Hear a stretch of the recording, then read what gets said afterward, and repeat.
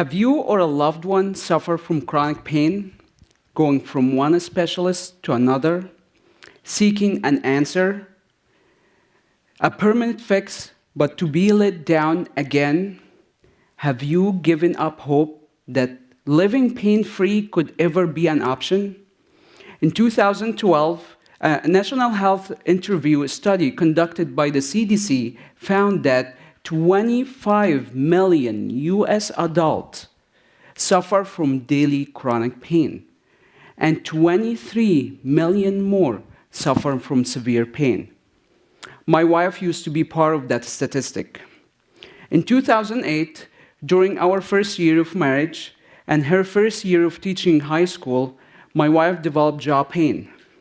She was going under significant amount of stress, which I give all the credit to her students. I was an angel. Her jaw pain was so persistent for over 3 years that ended breaking a molar. At the same time, I had graduated with my degree as a doctor of physical therapy, and I was practicing. I was very familiar with the technique I learned in the school, so I tried every one of them, expecting something would work. Some did for a day or two, but the pain always returned.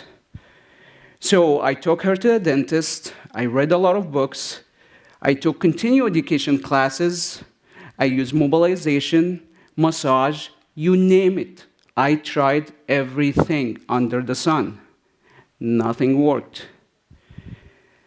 Ironically, at the same time she's going through this pain, I had a variety of pain issues too. I had chronic fatigue, migraines, tension headaches, and I was sick after my second cancer treatment. All of that happened during our first year, my first year of practicing in a rural area in Tennessee, and I was not really happy with the outcome I was experiencing with my patient. So I became very frustrated and angry that I could not help my wife, myself, my patient, with the long-term pain we were experiencing. But one morning, everything changed. My wife woke up with a lockjaw. She had a hard time to open her mouth, talk, eat, drink, and she was experiencing a significant amount of pain. Out of complete desperation, I figured out a way to reach inside her mouth, and I started experimenting random maneuvers to relax her muscle spasm and the tightness in her facial area. In just a few minutes, she had a 4 range of motion in her jaw. She was pain-free, and I just sat there, surprised, and I was like, what just happened? What did I do? I felt so happy and so excited that I discovered something new, and whatever door I just opened could open a new opportunity not only to treat jaw pain, but to treat the entire body. Since my wife's first treatment 6 years ago, she's been living pain-free. Well, with the exception of take care of me and our crazy twin toddlers. Since my initial discovery, I dedicated my life to study current medical models that address pain. What I have found, majority of those techniques focus their attention on treating the symptoms instead of treating the source of the problem.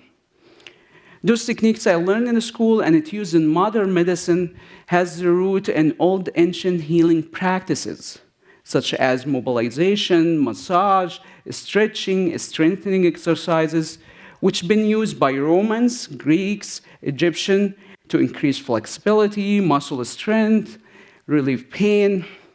Modern medicine add to the list joint adjustment, cold, heat, electric stimulation. But overwhelming published research study showed no promising long-term pain relief.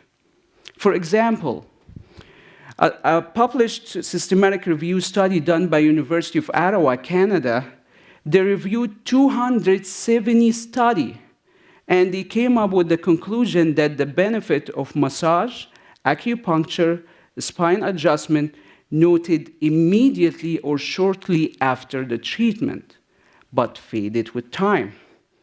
With a compiling data like this, how in the world we still using modalities that does not address patient long-term need?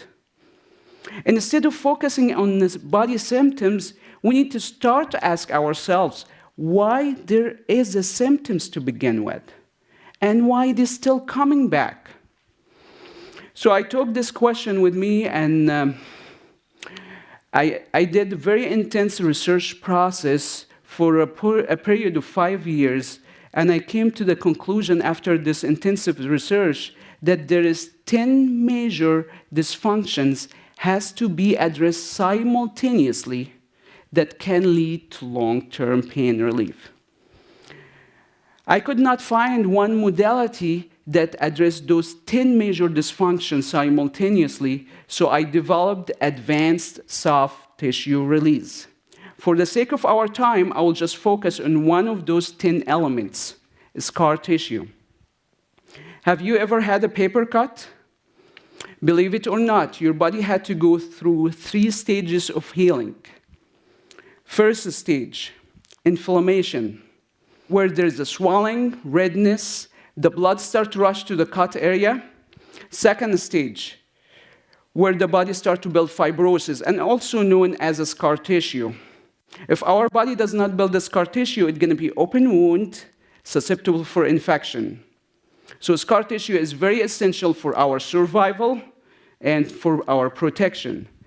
Third stage, which complete the healing cycle when the body breaks down the scar tissue. In a perfect world with a perfect body, this process could take a period of days, weeks, months. It depends on the size of the injured site. But we don't live in a perfect world. We don't have a perfect body. And as we age, our body ability to break the scar tissue decreases significantly. The same healing cycle happens internally when we injure the body by accident, trauma, poor posture, poor body mechanics, surgery, or stress. How many of you own a cell phone or a computer? How many of you slouch forward when using, or hunch forward when using their devices? Believe it or not, poor posture causes scar tissue. If you can, please place your hand behind your shoulder closer to your neck area and press firmly. If you notice there is a knot there, there's a very high chance you have a scar tissue.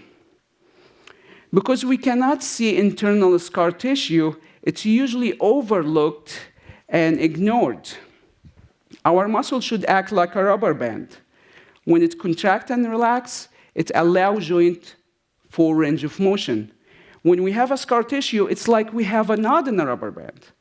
So when our muscle contracts, does not allow full range of motion. So when we have a scar tissue, there's a chance of decreased range of motion, causing pain, and if left untreated, it could compress on nerve, artery, and other structures that could cause chronic condition that may lead to surgery as a result. Up until now, there is 2 options for patients who are experiencing scar tissue issues. First, a practitioner uses a very aggressive, invasive tool that's painful to break down the scar tissue. The problem with these tools that it actually causes repetitive trauma to the injured area, which actually causing a new scar tissue, which get the body in a vicious cycle of inflammation, scar tissue, inflammation, scar tissue, inflammation, scar tissue, which actually defeat the purpose of using those tools. The second option is surgery, which led me to develop a specialized tool and over 125 maneuvers to break down the scar tissue and to address the 9 additional major dysfunctions that our body goes through without causing extra pain or trauma.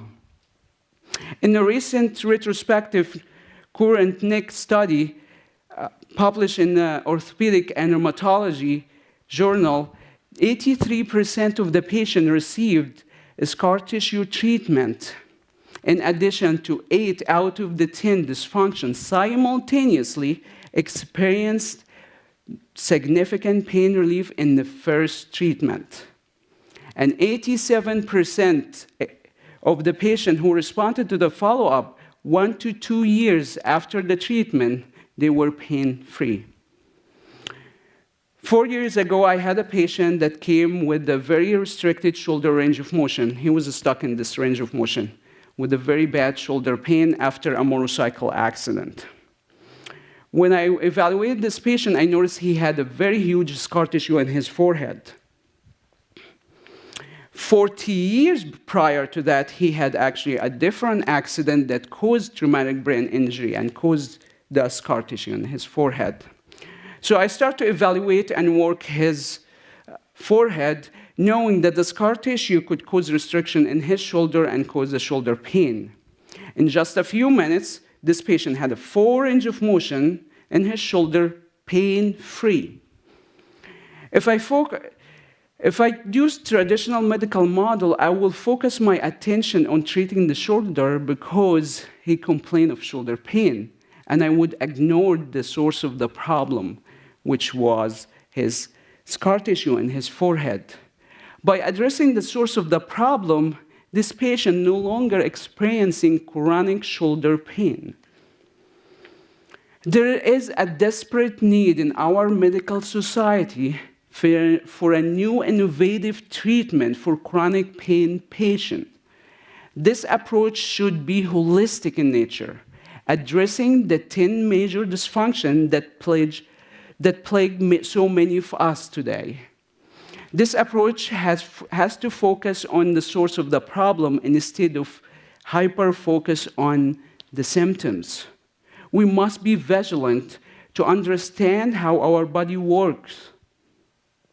It's up to us to understand our body so we'll be able to advocate for our health.